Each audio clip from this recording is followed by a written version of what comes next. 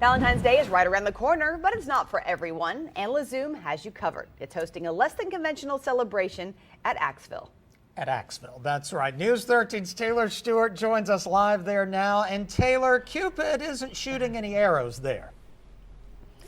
No arrows flying here at Axeville come February 13th. Only axes here. So what does one do here at Axeville? I don't know. Let's ask the owner. Okay. Something like that. Good morning. How are you, Glenn? Now, Glenn, tell me a bit about Axeville and why we've chosen this spot for an anti-Valentine's Day celebration. We just like to offer something different than the usual dinner and a movie. It's something for those who don't have either a Valentine or someone who just wants something a little unorthodox. Gotcha. And LaZoom is the perfect unorthodox organization to help you guys put this whole thing together. So tell me a bit about ticket sales and times. Ticket sales have gone pretty briskly. I believe there are just a couple tickets left in each option. There'll be two groups, one at 6:30, one at 8:30, arriving here, throwing for an hour, and then LaZoom has some fun planned for them on the bus ride over as well. Got you. And so when they get here, they get a chance to throw these axes. Will we get a chance to learn how to throw them this morning? Oh, of course. Okay. Well, we're looking forward to that. We'll give you guys more on the event throughout the show this morning, but for now, we're live here in Asheville. I'm Taylor Stewart, News 13. Good morning, everyone. I'm Jay Siltzer. This is your morning cup of Jay. If the kids are watching, you may ask them to leave the room. Some good news for single people in our neighboring state of Virginia, just in time for Valentine's Day.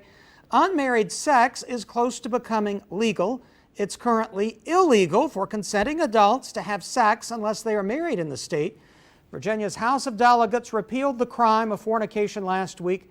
That repeal still has to make it through the state Senate. Lawmakers have tried before to get rid of the code dating back centuries, but their efforts have never made it out of committee. The state Supreme Court even struck it down as unconstitutional all the way back in 2005. If you are wondering, North Carolina is one of the states with similar laws, so be careful out there on Valentine's Day. Now to a story sweeping the internet this morning. Your friends are likely posting videos and pictures showing how they can make brooms stand up all by themselves. A viral tweet suggests that NASA said Monday it was the only day that the standing broom trick would work because of the Earth's gravitational pull. Well, it turns out you can actually make a broom stand up any day of the week. The center of gravity is low on a broom and actually rests directly over the bristles. And so we have tested that earlier this morning, and it did indeed stand up. That's your morning cup of Jay. Have a great day.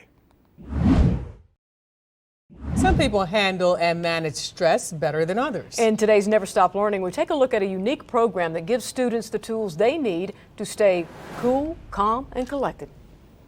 Your job is to unscrew as many of the bolts as you can. With just one breath, they're under the water to complete the assignment. It's not a race and it's not a contest. It's water-based composure training. Here, the students from the French Broad River Academy for Boys gain composure and confidence that they can use for the rest of their life. Working with your body and learning to recognize its stress responses, and then working on techniques either through breathing or moving slow or whatever it is to work to understand that so that you can perform in stressful situations. If you're just under some sort of stressful situation and you're kind of panicking, then you can think, well, if I go smooth and slow, then I will get to be faster. And it's nice to do stuff like this. During the aquatics PE program, the 8th graders also participate in team building activities. The classes are held at the Asheville Jewish Community's Aquatic Center. Their next PE assignment will be tennis and dance. Daytona Speed Weeks is a must for NASCAR fans. If you love racing, this week is for you. For some, it's on their bucket list, but for many others, it's a natural rite of spring, going to Daytona for race week. Chris Womack found some Tar Heel Daytona lifers who live and breathe Daytona. They couldn't imagine a year without it.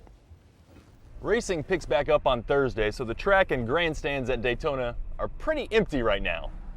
But the infield is a completely different story.